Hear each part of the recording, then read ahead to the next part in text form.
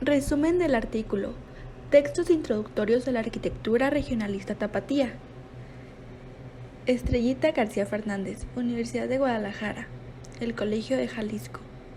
Doctora en Ciencias Sociales por el Colegio de Jalisco. En el trabajo se analizan 3 textos que se adelantaron a las propuestas de la arquitectura moderna, con características regionalistas o posteriormente llamada Escuela Tapatía de Arquitectura, así como el contexto donde surgieron, ya que se considera que estos tuvieron influencia en la creación de dicha escuela. Los textos seleccionados se deben a 3 profesores de la Escuela Libre de Ingenieros de Guadalajara, La Habitación en Jalisco, de Gabriel Castaños, y La Habitación Tipo en Jalisco, de Ambrosio Ulloa. Ambos editados en el Boletín de la Escuela de Ingenieros en 1902, y El Hombre y la Arquitectura de Agustín Baza, publicado en 1919. La selección se hizo atendiendo a la difusión que tuvieron entre los constructores jaliscienses y examinando que los contenidos fueran clave para orientar la concepción y la actividad arquitectónica, temas de discusión en el ámbito nacional desde mediados del siglo XIX y fundamentales para la nueva propuesta arquitectónica tapatía. Introducción. La arquitectura regionalista producida en Guadalajara a finales de la década de los 20 y hasta poco después de 1936, sin lugar a dudas, ha sido inventariada y estudiada desde múltiples aspectos, a saber, a partir de sus elementos constitutivos, del contexto urbano y cultural en que se generó, de la apropiación de ciertos preceptos y composiciones plásticas tradicionales y ajenas. Incluso un número representativo de estas obras han sido protegidas y reconocidas como parte del patrimonio arquitectónico jalisciense del siglo XX. A pesar de ello, lo que todavía quizá es menos conocido atañe a algunas ideas previas que influyeron en la concepción de dicha arquitectura. De tal manera, lo que nos interesa en este trabajo es analizar en particular 3 textos que se adelantaron a la producción de la arquitectura moderna, con características regionalistas y, por consiguiente, a las propuestas de la llamada posteriormente Escuela Tapatía de Arquitectura, denominación que también recibe la arquitectura regionalista en Guadalajara, así como el contexto donde surgieron, ya que consideramos que estos tuvieron influencia en la creación de obras que hoy se agrupan y estudian bajo el signo de dicha escuela. La selección de los textos se hizo atendiendo a la difusión que tuvieron precisamente entre los constructores jaliscienses y sobre todo examinando que los contenidos de los escritores fueran clave para orientar la concepción y la actividad arquitectónica, es decir, que dilucen tanto acerca de las nociones como de los preceptos de arquitectónico y que además reflexionen sobre el contexto y las tradiciones constructivas locales, temas de discusión en el ámbito nacional desde mediados del siglo XIX, fundamentales para la nueva propuesta arquitectónica tapatía. Tras examinar varios escritos editados antes de 1927, fecha aproximada en que aparecen las primeras construcciones consideradas como arquitectura regionalista tapatía, seleccionamos 2 artículos y un libro elaborados por constructores de Guadalajara, La Habitación en Jalisco, de Gabriel Castaños, y La Habitación Tipo en Jalisco, de Ambrosio Ulloa, ambos editados en el Boletín de la Escuela de Ingenieros de Guadalajara, en el mes de mayo y septiembre de 1902 respectivamente, y El Hombre y la Arquitectura de Agustín Baza, publicado en 1919. La selección obviamente deja de lado varias obras que fueron comunes en la formación y actualización de los ingenieros y arquitectos del país. De igual forma, no se analizan aquellos cuya relación con la Escuela Tapatía de Arquitectura ya se ha establecido, como son Les Corbusiers y Jardins Enchantés, obras de Fernandin Bach. El análisis de estos textos seleccionados se justifica no solo por su circulación previa a la aparición de esta arquitectura, sino porque, como bien asegurado Mikhail Bakhtin, cuanto más pleno y concreto sea el conocimiento que tengamos de los contactos genéricos de un artista, tanto más podemos comprender profundamente la interrelación entre tradición e innovación. De tal suerte, siguiendo esta perspectiva de trabajo, los escritos seleccionados van más allá de dar cuenta de reflexiones concernientes a la realidad profesional y social. Buscan también explorar algunos asideros conceptuales y empíricos que orientaron el quehacer constructivo entonces y que, cierto sentido, dieron continuidad a la discursividad proveniente de la segunda mitad del siglo XIX. Aun cuando los escritos elegidos aparecen en 1902 y en 1919, el presente trabajo también explora la existencia de contenidos afines, en otras palabras, planes de estudio, obras y debates surgidos varias décadas antes, lo que permite reconocer que los asuntos tratados forman parte de la experiencia profesional de los arquitectos e ingenieros mexicanos y, del mismo modo, valorar su originalidad en el contexto jalisciense. Es importante advertir que los autores de los escritos seleccionados, además de ser notables constructores en el estado de Jalisco, Castaños y Ulloa, desde finales del siglo XIX, se desempeñaron como profesores de la Escuela Libre de Ingenieros, institución en la que se obtuvieron sus títulos los más notados creadores de la arquitectura regionalista, a saber, Luis Barragán Morfín, 1902 a 1988, Pedro Castellanos Lamblay, 1901-1961, Rafael Urzúa Arias, 1905-1991, e Ignacio Díaz Morales Arvalo Tostado, de 1905 a 1992. Por lo mismo, cabe aquí referirnos a la función autor, definida por Michael Foucault como la característica del modo de existencia, de circulación y de funcionamiento de ciertos discursos en el interior de una sociedad, que en nuestro caso de estudio significó la posibilidad para los autores de ejercer un cierto papel en relación al discurso, caracterizar un cierto modo de ser el discurso, lo que indica que dicho discurso no es una palabra cotidiana indiferente, se trata de una palabra que debe recibirse de cierto modo y que debe recibir en una cultura dada un cierto estatus. Asimismo, las fechas de publicación de las obras son importantes. 1902, cuando se fundó la Escuela Libre de Ingenieros, y 1919, año a partir del cual ingresaron a la escuela los constructores que producirán la arquitectura regionalista en Guadalajara, Barragán Morfín y Castellanos Lamblay, y Urzúa Arias y Díaz Morales hacia 1924. Contexto e ideas. A mediados del siglo XIX, la apremiante necesidad de comunicar al país y de mejorar las condiciones de infraestructura urbana y los ámbitos arquitectónicos, elementos clave para llevar adelante el proceso de instauración del liberalismo,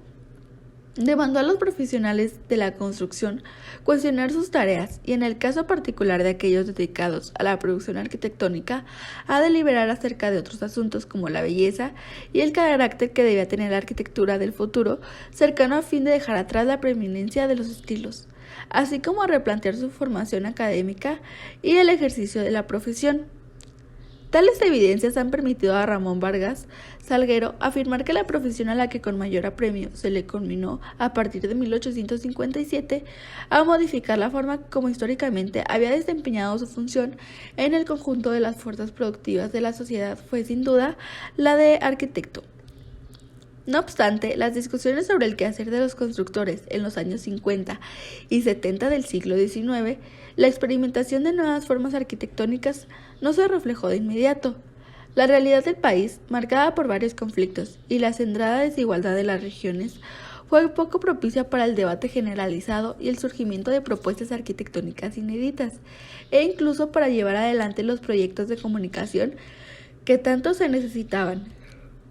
Sin embargo, las modificaciones urbanas emprendidas entre los años 70 y 60, así como la refuncionalización arquitectónica de muchos de los antiguos edificios religiosos, ya entonces propiedad de la nación, de acuerdo con las leyes de reforma, resultaron una fórmula, si bien exclusiva del liberalismo, para la modernización de ciudades, renovación de infraestructura, erección de recintos cívicos, reordenamiento de la traza, movilidad del mercado de suelo en zonas céntricas, y también un medio para la búsqueda, en ciertos casos, de nuevas formas arquitectónicas a partir de la síntesis de estilos del pasado, es decir, bajo el signo de algunas de las variantes neoclasicistas. Andando el tiempo hacia 1880, en la misma medida en la que el país se adentraba en la paz porfiriana, se incrementó la construcción de nuevos edificios exprofeso, sobre todo en aquellas ciudades que jugaban un papel importante en la economía nacional, gracias a una élite que poseía los recursos para ello. A la par de las entidades federativas iban siendo conectadas por las nuevas vías de comunicación.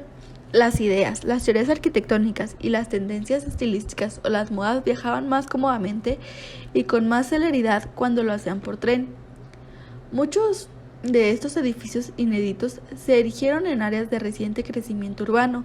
destinadas para las élites y en las que los profesionales de la construcción experimentaban con variedad de formas cada vez menos clasistas hacia 1880, o sea, con predominio de ornamentaciones que corresponden a algunas de las tendencias eclécticas que van desde el integrado neogótico, neobarroco, utilitarista hasta el Art Nouveau y el neorromántico, entre otros. En Latinoamérica y particularmente en México, como bien apunta Gianfranco, el desarrollo de los movimientos artísticos no se puede ver al margen de las preocupaciones sociales y políticas, centrado solo en la solución a problemas merantemente formales, sino que surgen como respuesta a factores externos al arte. Por consiguiente, al decir que la autora, la historia del arte latinoamericano, no obedece a un desarrollo continuo, sino que se presenta como una serie de nuevos puntos de partida. Pese a lo aciago del periodo se mantuvo la exigencia de la búsqueda de una nueva concepción de la arquitectura y la crítica a la variedad de formas y tipologías arquitectónicas, al menos entre algunos grupos de profesionales, lo que permitió a entendidos como Manuel Gargollo y Parra demandar en una fecha tan temprana como 1869 ante la Asociación de Ingenieros Civiles y Arquitectos, fundada en enero de 1868, la creación de un estilo nuevo, pero apropiado a nuestro país, a nuestras costumbres, que dejara de lado al eclecticismo, visto entonces como un anaquel de donde se sacaban motivos y modelos que abastecían a las obras arquitectónicas conforme se requería. No obstante, los argumentos en contra de algunos especialistas. Lo cierto es que la diversidad de formas agrupadas bajo el eclecticismo continuó avanzando hasta el siglo XX, al igual que lo hizo la embestida de los estilos que intentaba, aun cuando era minoría, influir en la creación de una arquitectura moderna y nacional, y de la que se dan cuenta revistas especializadas de finales del siglo, algunos periódicos y semanarios. Es por ello que todavía en 1926, un arquitecto jalisciense, Luis Prieto y Sousa, a propósito del concurso del arquitectónico para representar a México en la Exposición Internacional de Sevilla 1927-1929, reflexiona críticamente sobre la diversidad de tendencias estilísticas empleadas, entre los cuales denuncia las que le parecen más representativas del periodo. Los inspirados en motivos arqueológicos precortesianos, los que recreaban las modalidades hispano-coloniales de México, los de la interpretación contemporánea del periodo colonial de España, los que adoptan el estilo universal, cosmopolita y, por último, la importancia de los barbarismos plásticos exóticos en nuestro medio. Obviamente, esta discusión también abarcó la formación de los arquitectos e ingenieros de la construcción que venía desde mediados del siglo XIX, aunque pensaran más otros factores externos al arte arquitectónico. Una muestra de la dirección que se pretendió tomar en la segunda mitad de dicha centuria puede constatarse en el nuevo Plan de Estudios para carreras de arquitecto, ingeniero, agrimensor y maestro de obras en la Academia de Nobles Artes de San Carlos, presentado por Javier Cavallari, quien había sido profesor de la Universidad de Palermo en 1857. Plan que pone especial énfasis en adiestrar a los futuros ingenieros arquitectos en la construcción de caminos, vías férreas y puentes, además de capacitarlos en otras materias como composición y estética. Esta orientación se modificó en enero de 1868 según la Ley Orgánica de la Instrucción Pública para el Distrito Federal, y con ello se separaron de nuevo las carreras de ingeniero civil y arquitecto, modificación que tan solo unos meses después, en marzo de 1869, fue reconsiderada por el gobierno juarista, quedando suprimida la carrera de arquitecto, subsistiendo la de ingeniero civil y restableciéndose la de ingeniero arquitecto. Sin duda, el plan de estudios de esta última carrera resultó diferente al concebido por Cavallari y fue aplicado exclusivamente a la Escuela de Ingenieros. Para profesores como el arquitecto y agrimensor Gagollo, la clave para encontrar el estilo de provenir está en la combinación de saberes y habilidades de los ingenieros y arquitectos. Un ingeniero no es un artista. Un arquitecto no es el calculador ni matemático. Son dos partes incompletas de un solo todo. Es el primero, como digo, un cuerpo sin alma, y el segundo un espíritu divorciado de sus sentidos materiales. Así como la ciencia y el arte son hermanos, el ingeniero y el arquitecto, en vez de seguir opuestos caminos, deben darse la mano al atravesar los senderos de este mundo. Esta asociación reúne lo más florido de los ingenieros y arquitectos de México. Ella está llamada a crear esa escuela orgánica que eche cimientos del estilo Provenir. Reunamos nuestros esfuerzos y yo confío en que llegará un día de gloria para nuestro país en que de esta asociación brote este estilo de arquitectura nacional. Gargollo va más allá en su razonamiento al preguntarse por qué divorciar la ciencia del arte, particularmente en el caso de estas disciplinas. Tal cuestionamiento debe resaltarse, ya que es un asunto medular en la construcción de la modernidad cultural y por ende del arte, la que se caracteriza, según Max Weber, por la separación de las visiones del mundo unificadas de la religión y la metafísica en esferas autónomas, que son la ciencia, moralidad y el arte. Aunque Gargollo comparte con varios profesionales de la arquitectura la preocupación por encontrar el estilo del Provenir, lo imagina relacionado con las costumbres del país, lejos de los fundamentos de la modernidad, la que en el siglo XIX va erigiendo una conciencia radicalizada, y en la que, a diferencia de otras etapas, no solo se concebía lo moderno como la conciencia de una nueva época, sino como la liberación de todos los vínculos históricos específicos. No obstante, que décadas después, en 1877, la carrera de arquitecto se restableció en la Escuela Nacional de Bellas Artes. Las escuelas de ingenieros comenzaban a ser una realidad en varias ciudades del país, de la Torre 2070 ISS, y con ellas el número de profesionales de la construcción egresados en sus aulas. Ello hizo posible que pronto fueran una gran mayoría frente a los arquitectos, a la vez que permitió afrontar muchas de las laborales constructivas que entonces se demandaban y propició también el empleo de nuevos materiales. En Jalisco, la enseñanza de disciplinas afines con la construcción arquitectónica tuvo su base más significativa en la irregularidad de existencia del Instituto de Ciencias, en particular en lo que correspondió a la Academia o las Bellas Artes, estudios que interminentemente se impartieron en el Instituto o en la Universidad de Guadalajara, conforme los cierres y reaperturas, y en cierta medida en la formación de ingenieros en esta misma institución, algunos de los cuales se desempeñaron como constructores, a pesar de que hasta 1883 no se crearía la carrera de ingeniero civil. Máxime desde finales de los años 70, después del completo triunfo republicano, cuando comenzaron a impulsarse mejoras materiales en la ciudad capital y avanzar o reactivar la construcción de obras de infraestructura en el estado. Guadalajara, como muchas de las capitales mexicanas por estos años, paulatinamente aumentaba su superficie urbana, la cual pasó de 334 manzanas en 1800 a 812 en 1879.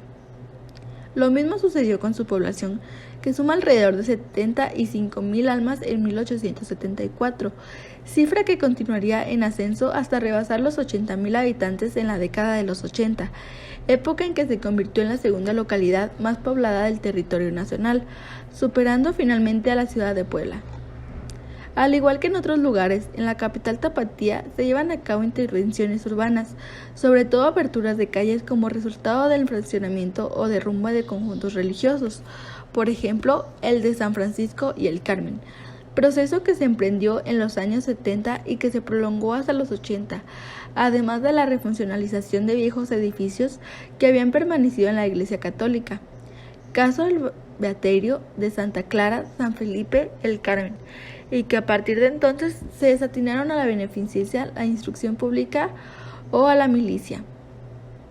Serán en su mayoría los ingenieros quienes se hagan cargo de los tales obras, aunque también en la construcción o mejoramiento de ciertos edificios connotados hubo participación de arquitectos o maestros de obras egresados del instituto,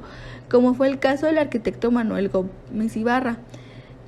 quien desde los años 40 había dado muestras de su conocimiento en la recomposición de la catedral afectada por el temblor de 1847. Comenzaban a abrirse espacios de oportunidad después de una larga fase de inmovilidad del mercado del suelo, lo que daba cuenta de la materialización urbana de ideología liberal. A partir de 1883, con la reforma educativa local, a la par de otros recomodos que estaba experimentando el sistema educativo en la capital del país, se dispuso que la enseñanza superior se organizara en 3 escuelas especiales: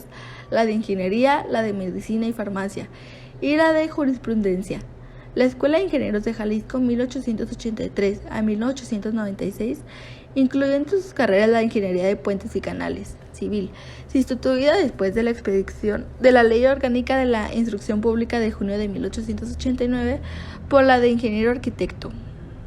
En el quehacer formativo de la Escuela de Ingenieros destacan numerosos profesores, algunos de los cuales son de interés para nuestro trabajo, la mayoría de ellos educados en el Instituto de Ciencias, como Ambrosio Ulloa, quien en 1880 se recibió de ingeniero topógrafo e hidromensor, abogado y notario,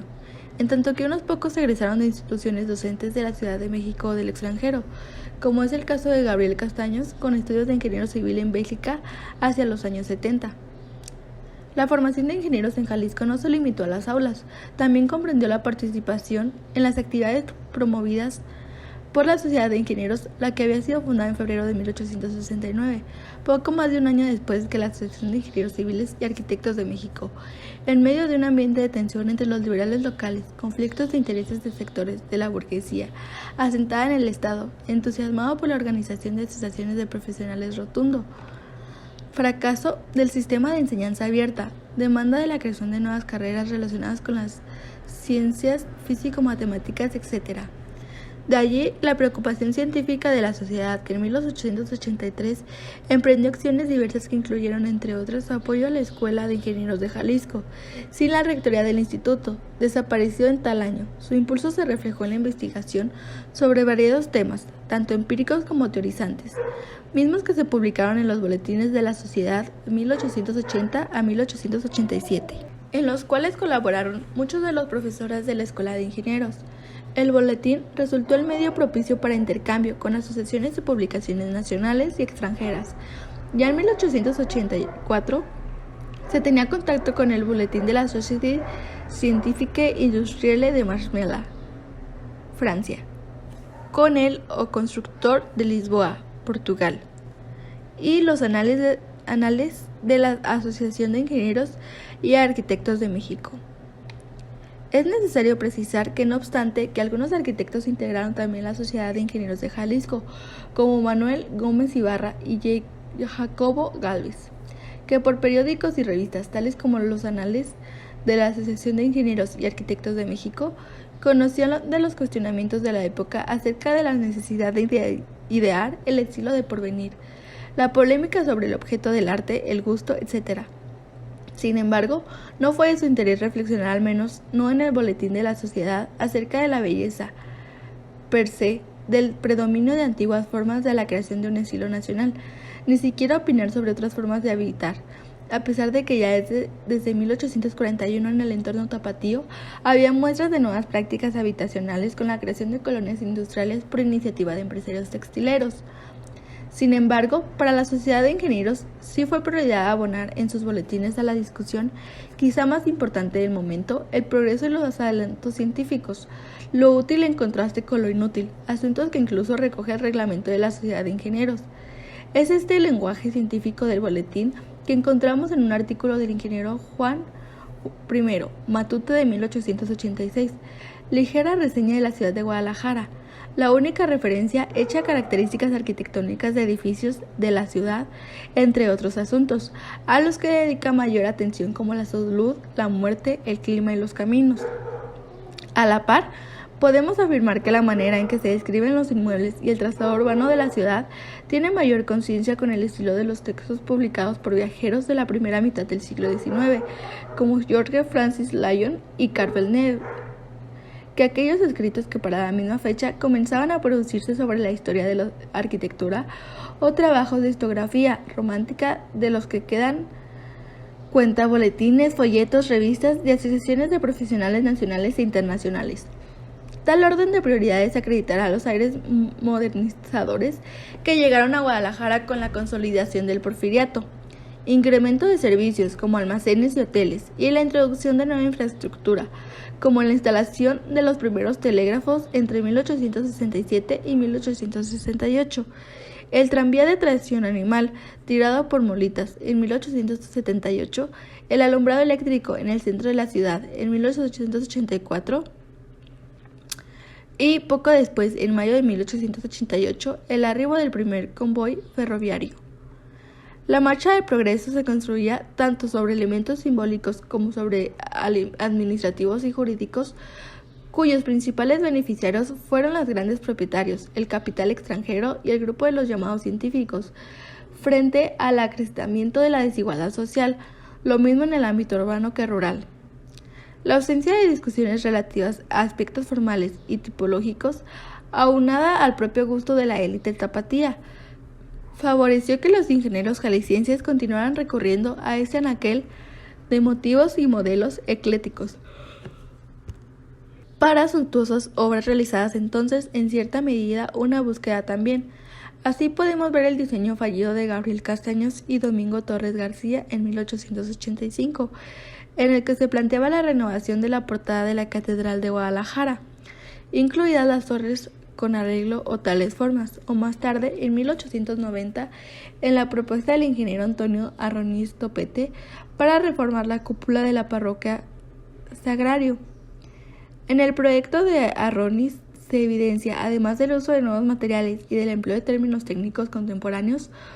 una composición historicística, a la vez que en el dictamen de Castaños, encargado de revisar la propuesta, se muestran algunos juicios de valor sobre la composición neoclásica. Según su opinión, el clasicismo obliga a que las columnas fueran siempre acompañadas de pilastras. No obstante, asegura que en algunas obras en que los buenos arquitectos han infringido esta regla levantando,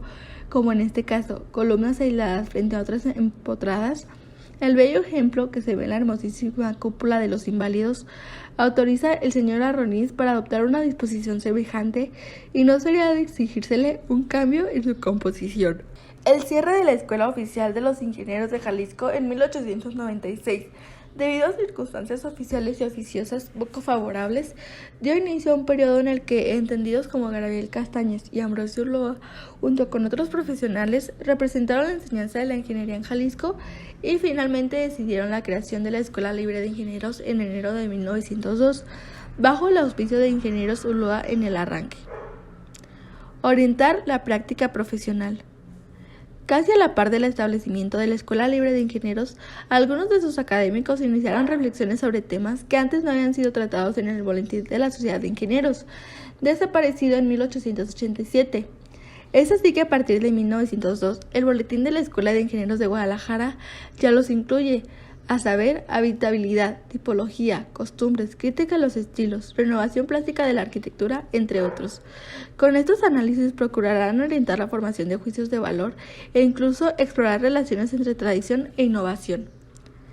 De manera que será el boletín mensual de la escuela una de las vías para difundir particularmente estos conocimientos entre 1902 y 1914, además de aquellos propios de las ingenierías que allí se estudiaban, es decir, la puesta en circulación de un discurso del que los autores, función de autor, a decir de Foucault, esperaban que se apropiara la sociedad tapatía, cuando menos los especialistas en la construcción que forjaba la Escuela Libre de Ingenieros, al mismo tiempo que se reforzaban estas enseñanzas mediante los saberes prácticos de los profesores y las conferencias populares. Entre los numerosos profesores que colaboraron tanto como en el boletín como en las conferencias populares, destacan varios nombres: Gabriel Castaños Ambrosio Ulloa, Daniel Navarro, Carlos F. Landeros, José Tomás Figueroa, Mariano Eschifino, José María Arriola, Manuel García de Quevedo, Félix Araiza, Rafael y Manuel de la Mora, entre otros. Sin embargo, fueron Castaños y Ulloa quienes por primera vez abordaron en el boletín temas propiamente de la arquitectura. Si bien no serían los únicos a lo largo de estos años, por ejemplo, entre octubre de 1905 y enero de 1906, el boletín publicó una ponente de Agustín Aragón, impartida en la Escuela Nacional Preparatoria, titulada Conferencia sobre las aptitudes que deben tener los jóvenes que se dediquen a la carrera de la ingeniería y las dificultades de adquisición de los conocimientos de la misma carrera y ventajas del ejercicio de esta. Entre los temas relacionados con el ejercicio de esta profesión, Aragón menciona las posibilidades de aprovechar las fuentes naturales de energía. Considera que la actividad profesional, en términos generales, no debe organizarse del todo sobre la base egoísta del negocio o los fines personales, y cuando se refiere particularmente a la carrera de ingeniería arquitectónica, asegura que debe contemplar también el elemento estético, porque las obras de arquitectura no solo son obras de utilidad, sino obras de belleza, obras que sirven también para producir emoción dulce y grata en el ánimo del hombre. También por estos años los profesionales de la construcción en la ciudad tuvieron acceso a revistas como El Arte y la Ciencia, la que, por ejemplo, en 2 de sus números de 1907, julio y agosto, editó la conferencia de arquitecto Jesús T. Acevedo, Consideraciones acerca de la arquitectura doméstica, en la cual se refiere con un lenguaje más propio del romanticismo a la relación entre el sistema de la vida de la humanidad y el estilo arquitectónico. Para el autor es evidente que el arte es producto de la relación entre el pasado y el presente, a la vez que no es ajeno a los sentimientos e ideas de cada época. Sin embargo, como resultado del análisis comparativo que realiza, distingue la arquitectura producida en Occidente durante los siglos XII, XIII y XIV como una concepción particular, sin que haya tomado nada de Egipto, Grecia o Roma, y por consiguiente la digna de admiración. La casa, durante la Edad Media, es totalmente opuesta en sus tendencias a la habitación de nuestros días, que es vulgar, muy vulgar y uniformemente confortable, como si la vida del negociante, sus costumbres y sus necesidades fueran iguales a las del soldado, como si el alojamiento para un notario pudiese convenir a la mujer de moda. Todos vivimos mal en la casa que alquilamos, y los paseantes no ven sino fachadas casi idénticas, que nos habrían hecho morir de spleen. Si en nuestro país pudiésemos caer bajo el imperio de tal enfermedad, el propietario de la Edad Media, si desea construir su casa, llama a uno de los sabios entre los más sabios arquitectos de su tiempo, quien con la colaboración de artesanos que son verdaderamente príncipes del arte, ejecutan la obra cuidadosamente imaginada en vista de los gustos y profesión de su dueño, y llamada a testificar la sinceridad de sus autores. El estilo de estas moradas es una continuación de la de la catedral. No obstante, las publicaciones mencionadas y las obras que pudieran haber consultado profesores y estudiantes de la biblioteca de la Escuela Libre de Ingenieros, los textos de Castaños y Ulloa son los primeros producidos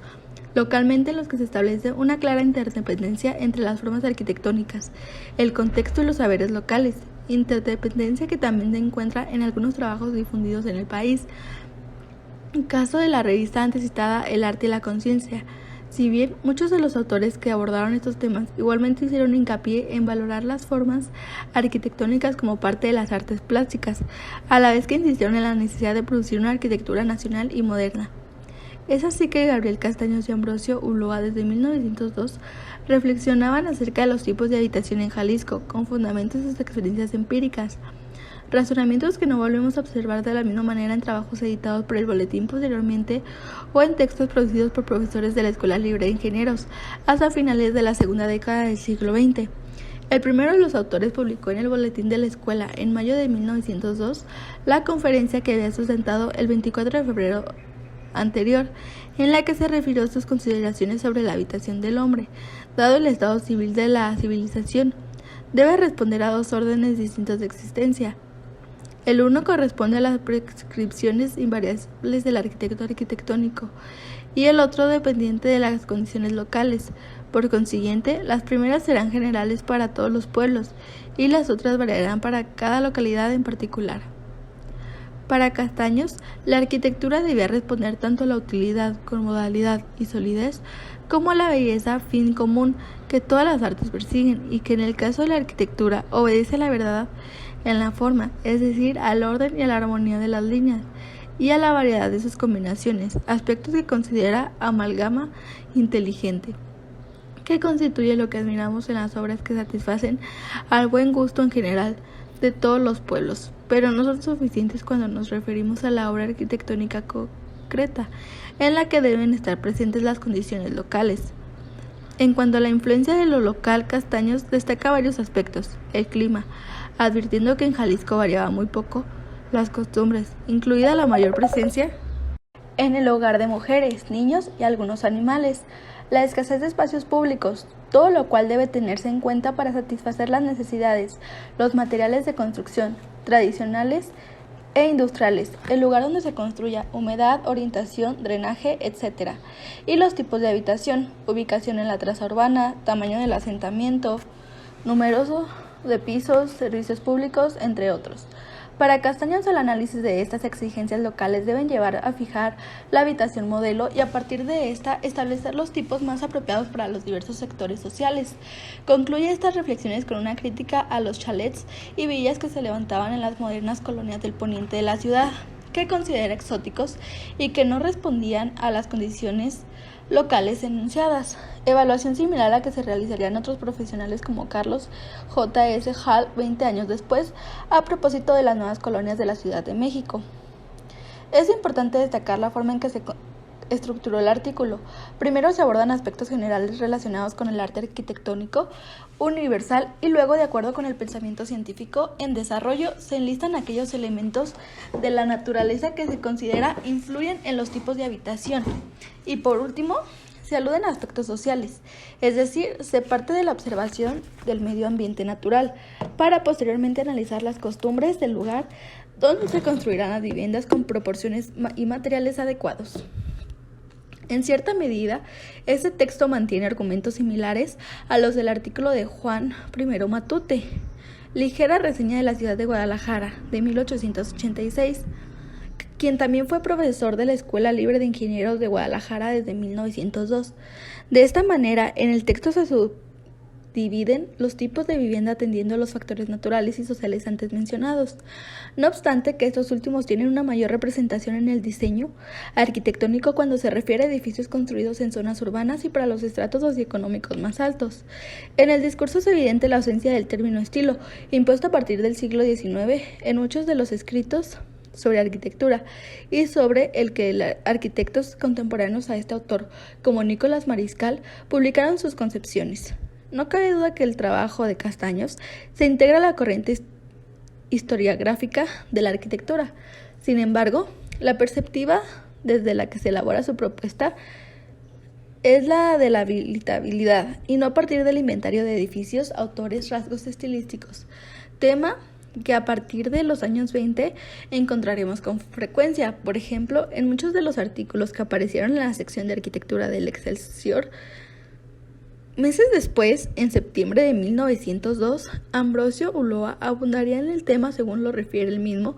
El estudio se centró en una propuesta de clasificación de la habitación tipo en Jalisco, con mayor énfasis en Guadalajara. El análisis, que incluye los dibujos respectivos, se divulgó en el número 9 del boletín. Agrupó los tipos de habitación de acuerdo con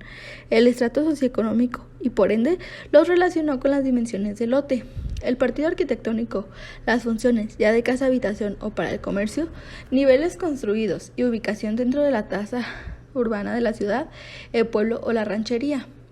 Ulloa, al igual que su mentor Gabriel Castaños, termina su texto con una crítica a aquellos inmigrados de otras partes del país o del extranjero, que han reproducido tipos de habitación de su lugar de procedencia o de introducido ideas ajenas al entorno local y por lo mismo ha resultado muy inadecuado para la localidad,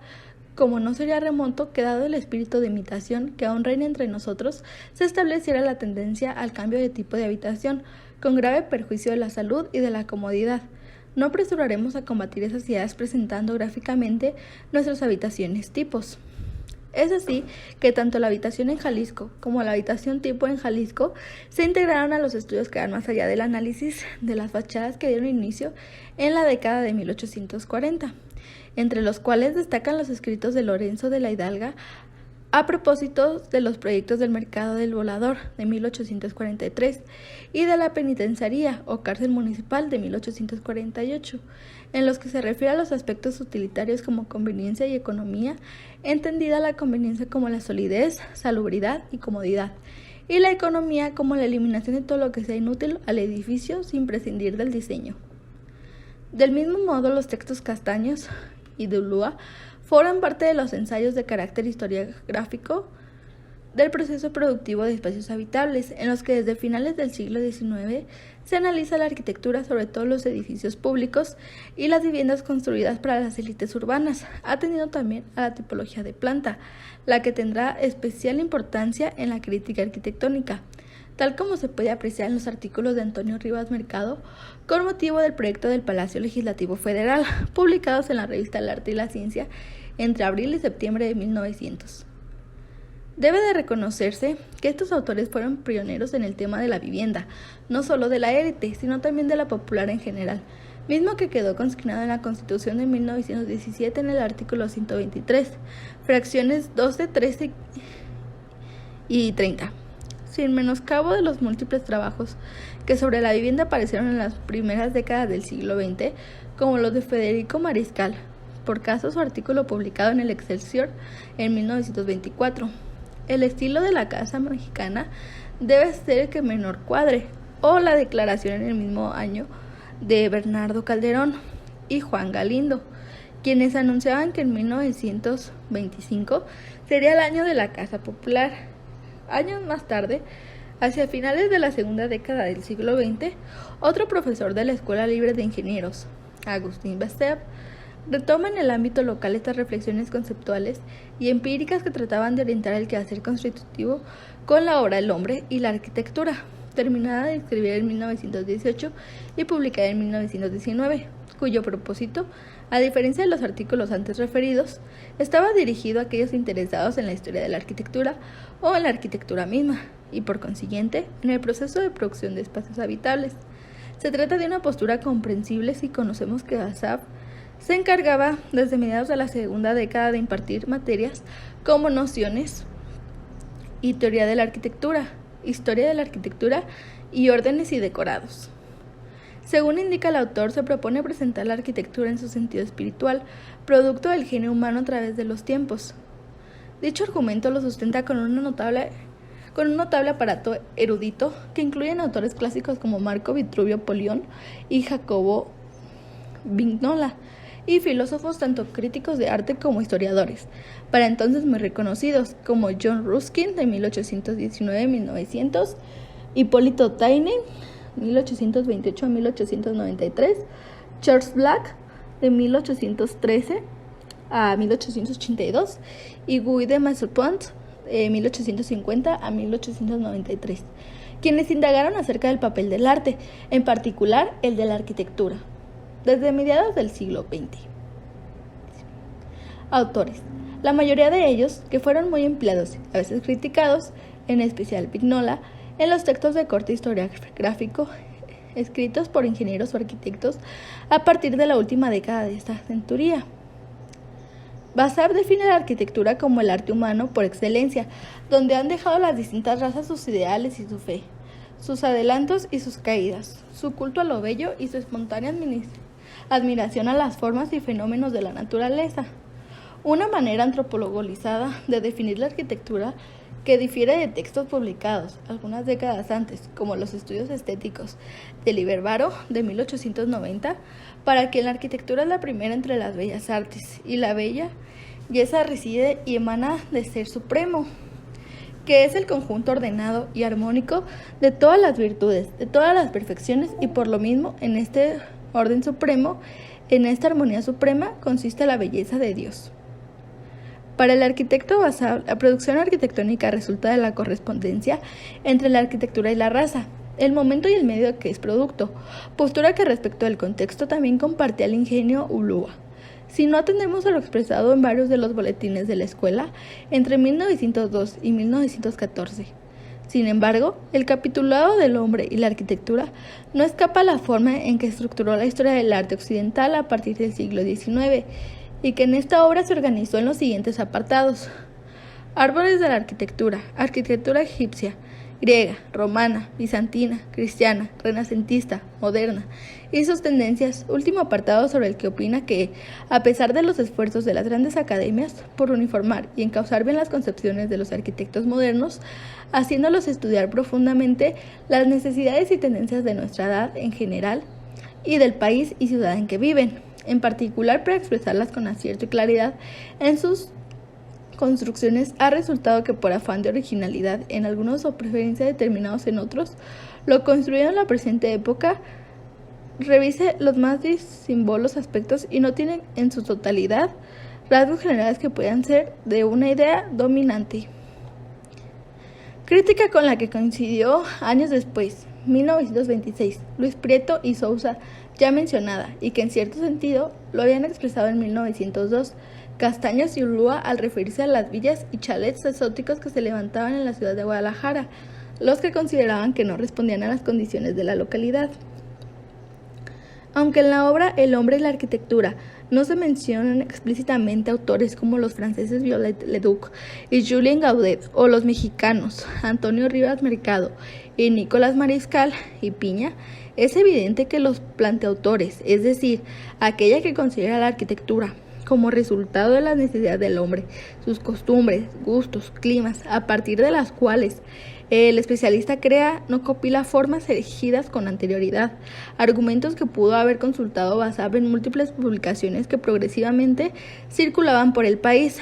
Por ejemplo, en números de la revista El Arte y la Ciencia entre 1899 y 1911, así como las existentes en la biblioteca de la Escuela Libre de Ingenieros o en ciertas bibliotecas privadas con que algunos de ellos contaron, como fue el Castaño de Castaños o en los propios textos de Castaños y Ulúa a los que hemos referido.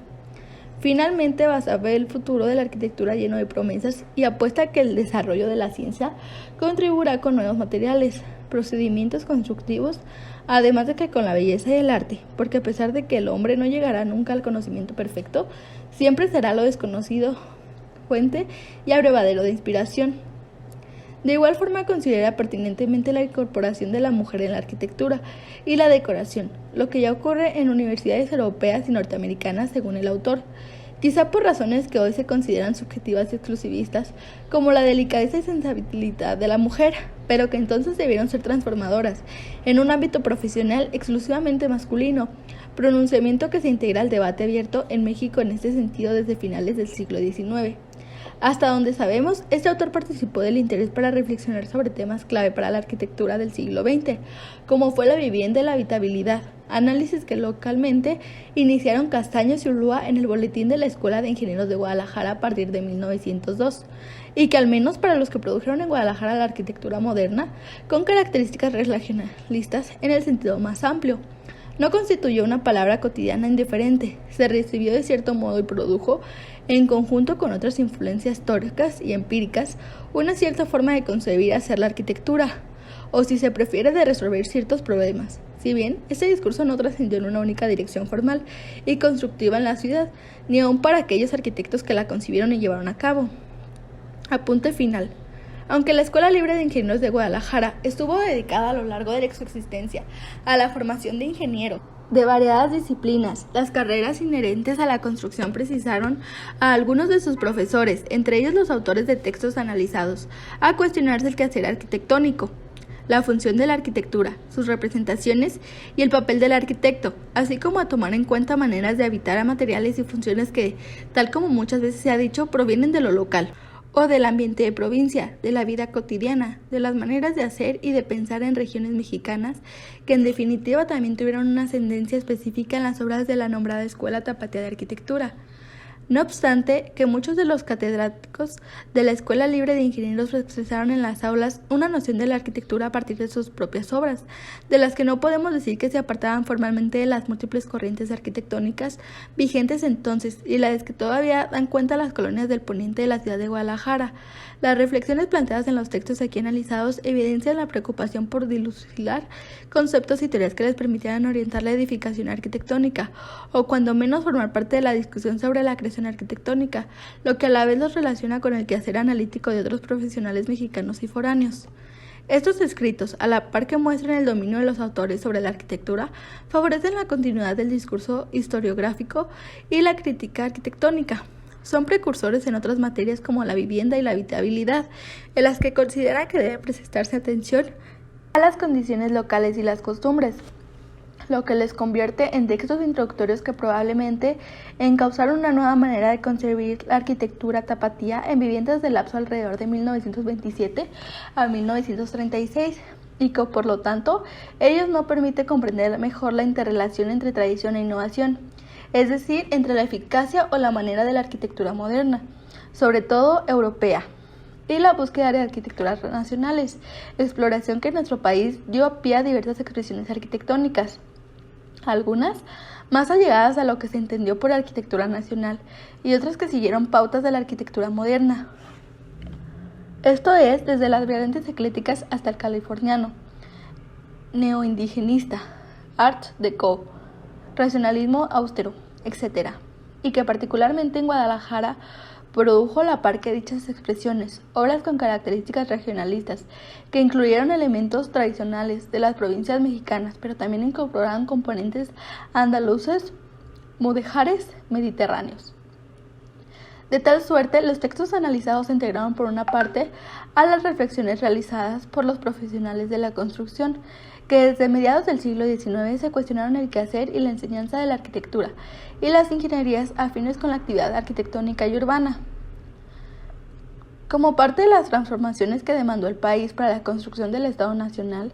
y la instauración del liberalismo, y por otra parte, contribuyeron a la circulación de un discurso arquitectónico dentro de una sociedad, la de Guadalajara, entre 1927 y alrededor de 1940. Artículo recibido el 15 de noviembre de 2016, aceptado el 10 de marzo de 2017.